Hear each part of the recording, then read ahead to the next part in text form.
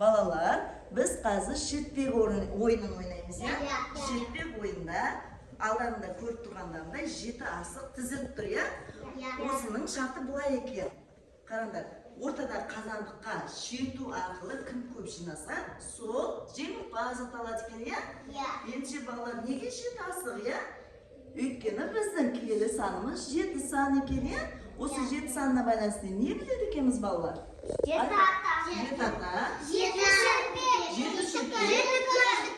Дұрыс, 7 атаның 7 күні. 7 қата көп. Ya, дұрыс айтасыңдар, тағы? 7 қазына. 7 қазына.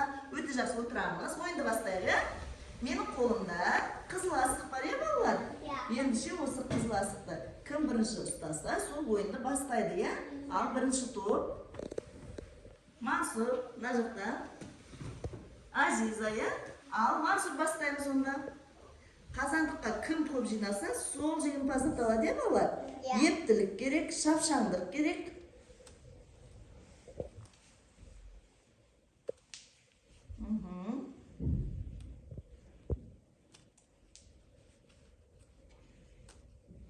Неше салды? 2. Жарайсың, құттап қойып. Өте жақсы. Аянат бастаймыз.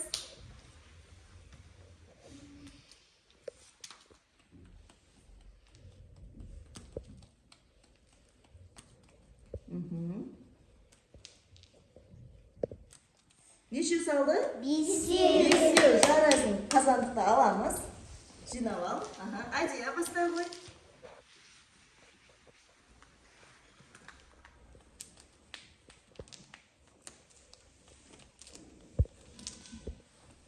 Неше салды? 4 салды, ya. Жинап ал. Енді Ибрахим бастайды.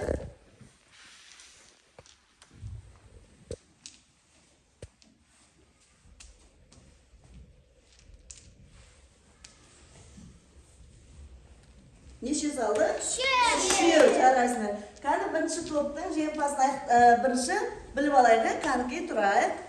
Бірінші топтан бізде Аянат, Адия, Ибрахим, Мансұр қатысты, ya. Жеңімпаз кім екен? Мансұр неше салдың? 2. Аянат? 5. Адия? 4. 3. Яғни бізде жеңімпаз Аянат екен. Аянат. Өте жақсы ойнадыңдар. Балалар, шертпек ойынның ептілік керек екен, шапшаңдық керек екенін білдіңдер, ya.